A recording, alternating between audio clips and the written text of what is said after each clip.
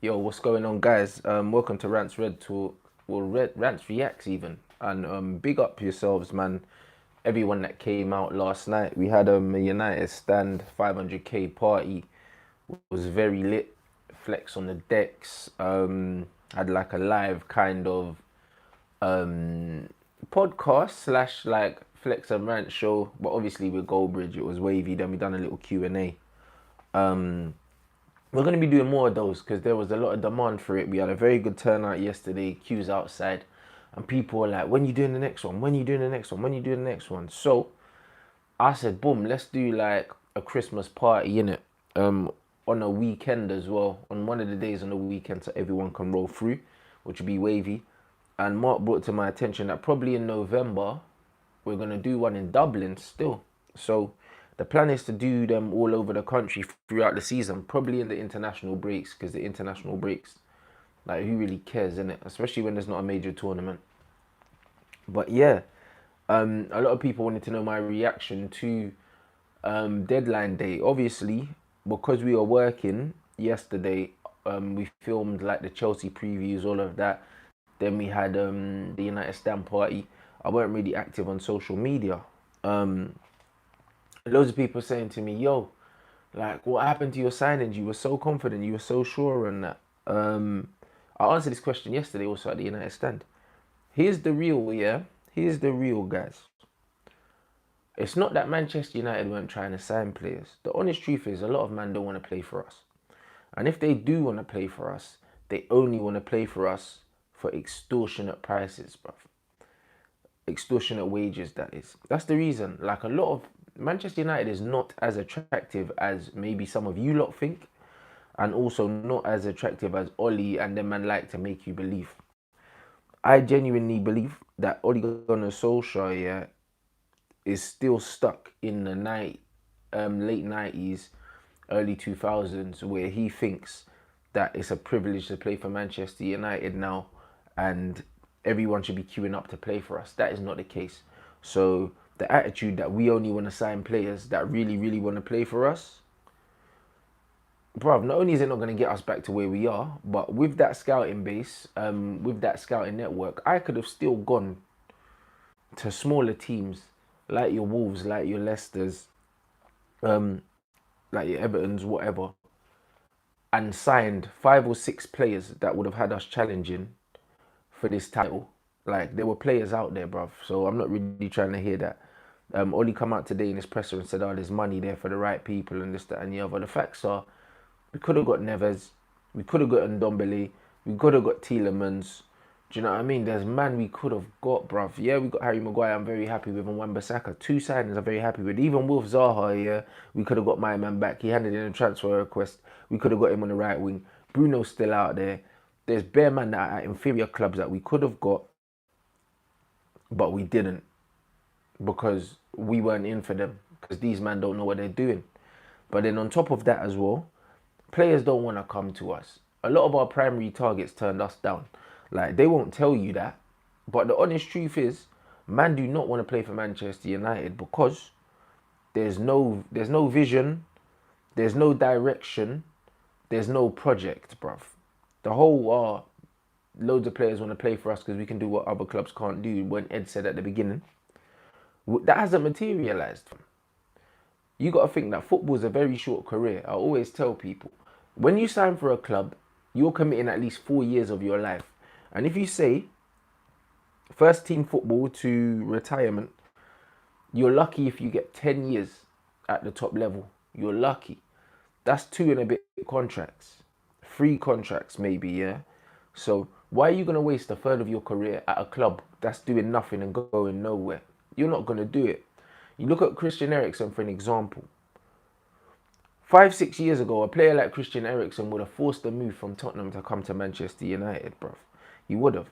Yeah, there's talks that he had a gentleman's agreement with Levy not to go to another English club. But the bottom line is, at 26, 27 years old in your prime, you're not going to go and waste your most crucial years at a club like Manchester United that have no vision, no direction, and aren't going nowhere. Why would Ericsson sign a 4 year deal at United and then he's 30, blood, and he ain't done nothing? It don't make sense. It don't make no damn sense. So when Ollie's saying, yeah, there's loads of agents ringing us saying our players are interested, yeah, they're interested because them man want a payday. But do these men really want to come and play for the badge? No, they don't.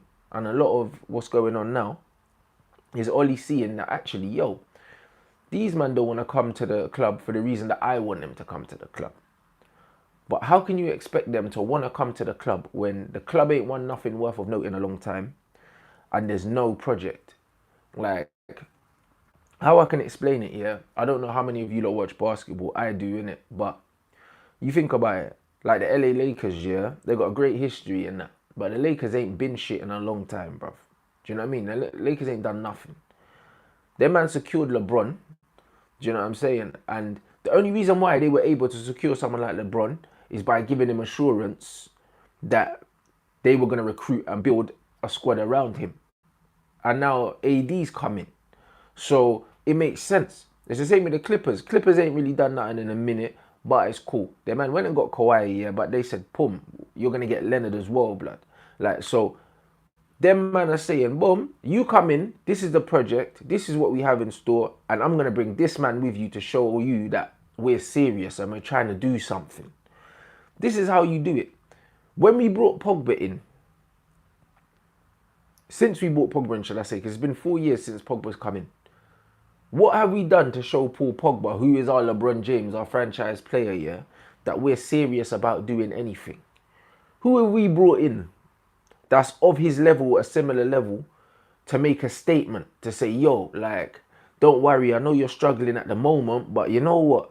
It's just a one season thing, and then we're going to bring in reinforcements. That's probably what they told Pogba at the beginning when he signed and done the whole Stormzy thing. They probably said, Pogba, listen, we're building something, and you can be like the integral part. That's probably what they told him. I can just imagine the spiel now. Then Pogba's coming and had to play next to Matic, McTominay, Fellaini. And now this season, he's having to play with the same man 4 years on. And people are confused why he wants to fuck off. Like the same man complaining about the lack of ambition from the board, the lack of spending, all of these things. A team like us should be spending 200 million net a season.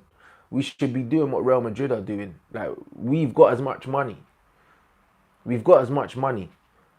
Like, we finished with a net spend of less than £70 million yesterday. We had another 150 pound there to pound 150 million to spend, which we could have spent on 3 players, bro. We could have, if we had the right people in charge. Because big man thing, yeah, as much as I don't rate David Luiz, yeah, 8 million is a shrewd bit of business from Arsenal, bro. It is, because he's a shit defender. But I tell you what, he's one of the best ball playing centre halves in the game. And the way Arsenal like to move the ball, Luiz building up from the back gives Arsenal something different. And Mustafi at the back, bruv, that's like adding chip fat to an open fire, bruv. However, offensively, he gives them something. And for 8 million, bruv, United will never get no one for 8 million, even if they're shit. Do you know what I'm saying? Daniel James cost man 15 mil, like maybe rising to 20 or something like that. Man, I get a man for 8 million, get a man on loan. Like, fucking Tottenham got Lo Celso on loan. Like, you don't get good players on loan at Manchester United with a view to buy. How come there's not man doing these kind of deals? PSG got Mbappe on loan for a season. Do you see what I'm trying to say? How come man can't be doing these deals? Because you got Mr. Bean in charge, fam. And it's mad because loads of people are like, yo, like, I was so calm and optimistic and positive, and I'm going to remain that way. But loads of people, last season, when I wanted Maureen out, the reason why I wanted him out was because he wasn't the right fit for the club. Fuck the results and all of that, yeah, because if he had the right idea, he had the right attitude, and he was trying to play the right way and it wasn't working because the players weren't good enough, cool. But when you're picking Fellaini, McTominay and Matic in the midfield with no mobility, dropping Pogba, fucking playing Martial, like, on the left, on the left wing, or not playing him at all even, benching Martial, bruv. Martial kept him in the job, but he had Martial benched for time. He's playing Alexis there, Alexis and Lukaku. He done so many things wrong, and he's playing McTominay centre-back. And then on top of that, he's throwing players under the bus and just making a complete mockery of the club. He had to go for that reason. He had to go for that. And even the likes of the man that he was trying to bring in were not good enough either. So it showed that his vision long term wasn't right for the club. So it was a poor recruitment in the first place. That goes down to the ownership as well, bruv. It goes down to it. But it's different with Oli, because even though I don't believe I believe that Oli's quite, I don't know. He reminds me of an old British manager, innit? Like, his idea of improving players is probably just getting them to run more, innit? Like, people are saying, yo, I was talking like I've got inside information. I know people. I do know people, bruv. People I can't disclose. Do you know what I'm saying? But people that are close to the players, people that have the same agents as players, like, I hear what goes on in training sometimes. Like, I hear little things. And yeah, like, his training methods are questionable. Do you know what I'm saying? They are questionable. They're not for everyone. I don't care, innit? Like, I don't give a shit, bruv. Like, because as a footballer, like, I've played for several different managers. Some people's manager styles you like, some managers you don't, innit? That's fine. So that's not an issue for me. But I think Oli in his head, this whole United DNA and this whole passion thing, I think Ollie's almost blinkered by his emotional attachment to the club. Like, the way he sees the club and the way he wants the club to thrive, like, he looks at the club still like Sir Alex Ferguson's still there, and we're still this extremely attractive, successful club. Like, he still sees the club like that. That's not who we are no more, innit? Like, that's history, bro. As far as I'm concerned, the Glazers have taken the soul, the heart and soul out of the club, and it's just an empty vessel now. So I can look at the club objectively, like, without being, yeah, without being too sucked in, bro. Like, a lot of people are just like, yo, if you don't back the club or you don't back the Glazers, then you don't love the club. No, I can differentiate Manchester United Football Club and the badge from the wankers that are ruining the club. You have to. It's not the same club that I grew up supporting and loving. Like, it's not. It's not that, because the old Manchester United would have been able to attract certain players, compete with any club in the league for players, do all these other things. And it wasn't just a money thing, it was a prestige thing. Now we have the money, but we're not spending it, and we're not prestigious either. And we've got owners that don't want to win. The old Manchester United wanted to win everything. We wanted to win everything. The only way you can win a treble is if you want to win everything, bruv. That's it. Because if you don't want to win everything, you'll always get turned over. At the start of the season, I'm looking at this team and I'm like, boom. Like, if Oli finishes in the top 4, he deserves manager of the year. And if he finishes outside the top 6, he deserves to be sacked. Because we are the 5th or 6th best team in the league now. And when I say he deserves to be sacked, I'm not saying I want him sacked, okay? Because I know man like to chop up videos and that and do all fucking collage and that, bruv. Do you know what I'm saying? I'm not saying that I want him to be sacked. I'm saying that on paper, man have the 5th or 6th best squad, depending on where you want to put Chelsea. Because Chelsea have a better midfield than us, but I believe you've got a better attack than Chelsea and a better defence. So it depends on how that balances out over the course of the season. On balance, Manchester United should finish 5th, Chelsea should probably finish 6th, Arsenal should probably finish 4th, Tottenham should probably finish 3rd, Liverpool 2nd, Manchester City 1st. On balance, in terms of squad, how well they've gelled, ability, all of that.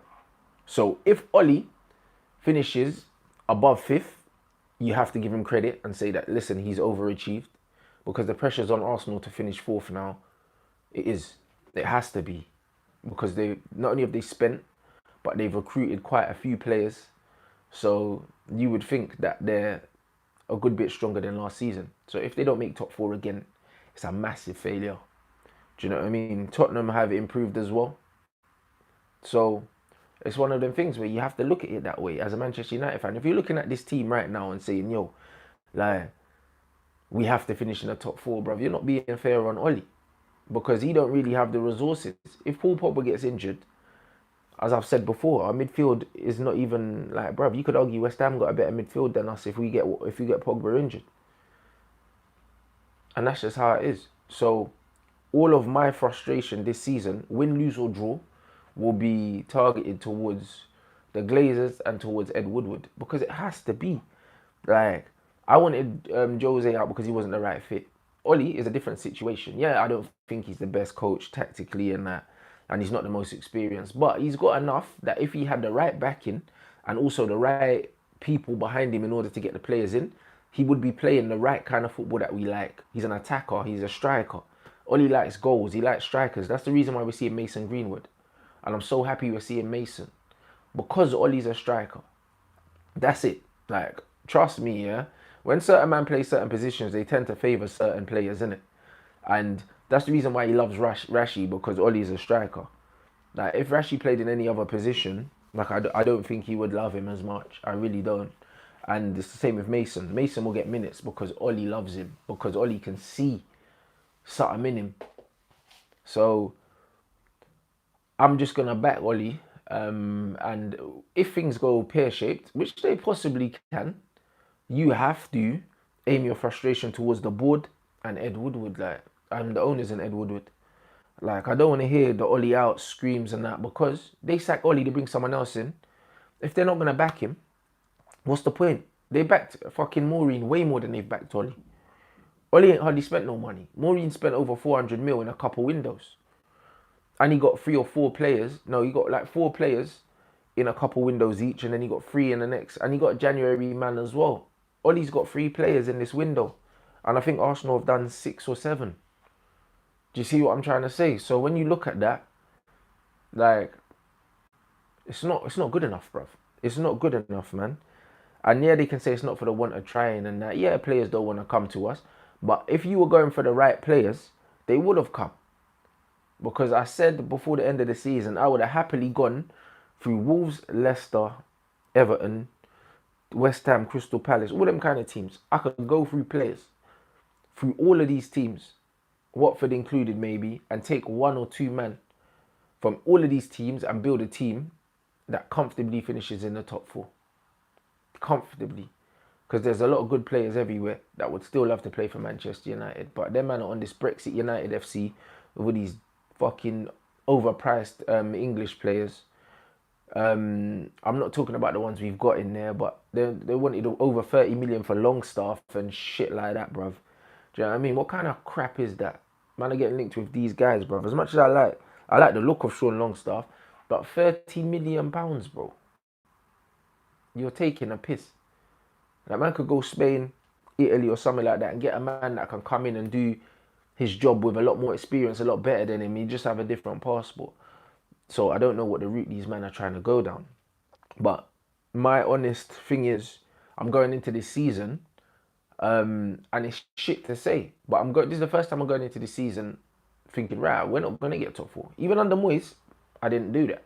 Even under LVG, I went in with some optimism and I was like, yo, you know what, we can get top 4. I still believe we can get top 4, but if we do get top 4, it's going to be dependent on a lot of factors that are out of our hands. It will be dependent on luck with injuries, because Pogba's got to stay fit all season, because if Pogba gets injured, we're fucked.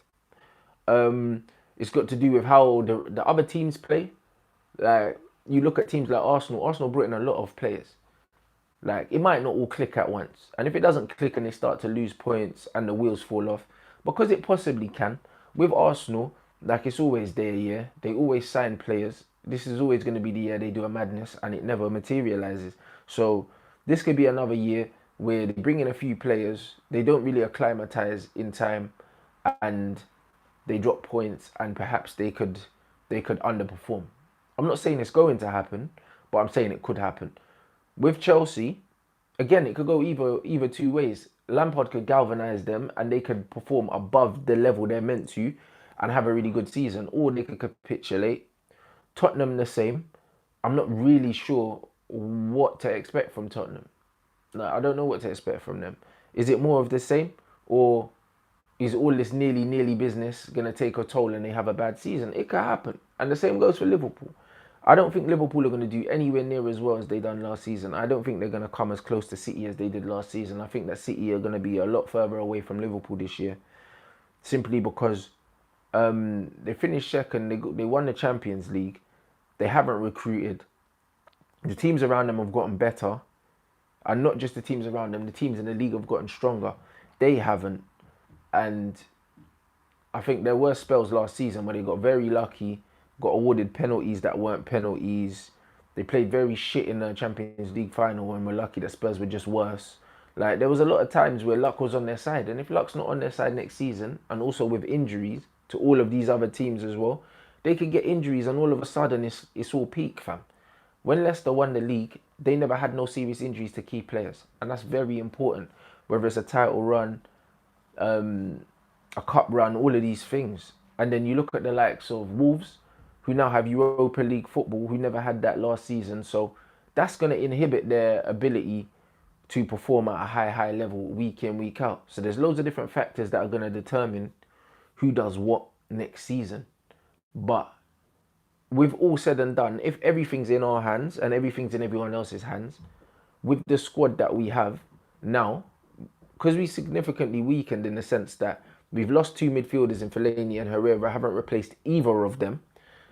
And even though I didn't think they were great players, Fellaini was an option that now we don't have.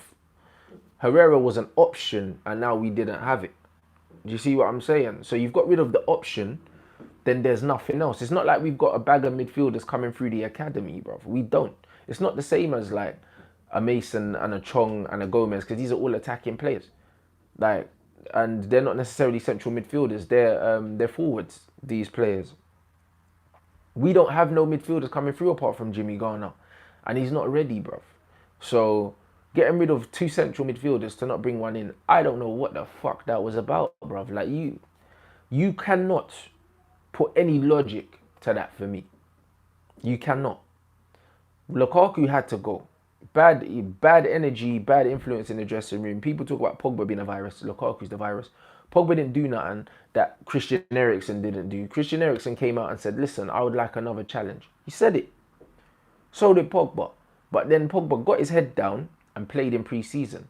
Lukaku, injured and all that in pre-season. He ain't injured because man was running around playing with Anderlecht just fine, blood. He never been injured. He been trying to force a move because him and Ollie's communication broke down a while ago. Ollie told him he can fuck off pretty much. And then he released the stats, player stats, private things, coming out talking about Italy and Conte and all these things while he's under contract with Man United. But people ain't got the same energy for fucking Lukaku that they did for Pogba because the agenda didn't fit, bruv. That's all it was. So Lukaku won't be missed. Like 13 goals. As I was saying yesterday, it's not just the goals he scored in the first season. We were playing for him. That's why he scored those goals. He's a very limited player and he's not good enough to build a team around. He's not. He's not reliable enough. The reason why he takes 4 or 5 touches in the box is because he don't really trust himself. He ain't that good, innit? It's not like he's Lewandowski where you can say, you know what, just get the ball in the mixer, get the ball into him because he can hold it, turn, get shots off, or like a Harry Kane. Like, you can't build a team around Lukaku because he's shit, bruv. Do you know what I mean? And also, you take away from so many other people. When Lukaku scored all those goals last season, yeah, or the season before, how many goals did everyone else score? Because when you build around a Lukaku, yeah, he will score goals, yes, but he will take away from so much and so many other people that it's not worth it. Because you only build a team around a player if they're going to get you 40 goals, blood. Like, that's why teams can be built around Cristiano. Because you know Ronaldo's bagging you 40 goals minimum. You can do that because 40 goals is a tally for 2 man. So you can build a team around 1 man that's going to score 2 man worth of goals. Lukaku's never getting you 2 man worth of goals. He's getting you 1 man. 1 man and a half if he's had a good season, bruv. So it ain't worth building a squad around. So getting rid of Lukaku means Alexis will play up front. Ollie's come out in his presser and said, yeah, well, like, he's a good striker and this, that and the other. So hopefully he uses him as a striker. He won't be fit right away. But if you use Sanchez down the middle, you use Mason Greenwood as well. Between Mason Greenwood and Alexis Sanchez, they'll make up for the 13 goals that fucking Lukaku scored, bruv. I'm not worried about that. I'm not worried about that, to be honest. My only concern would be the midfield and the lack of creativity if Pogba's not there. That is it. That is it. As yes, we don't have a 30, 40 goal a season striker, but who cares, bruv? Like, I mean, we've got goals around the team. Marcus is his 4th season in the league. I don't want no excuses for him anymore. None. Do you know what I mean? All the mohawks and the knuckleballs and the fucking suits and all that with Jesse, bruv. It's time to knuckle down and get 20 goals a season now, Marcus, bruv. You're not a youth no more. 22 years old. I think he's going to be 23 in the winter. Fam, you need to step up now.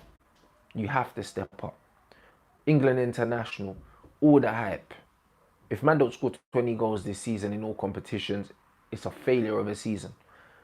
Everyone's gassing man up to be this top player, and I think 13 goals is record.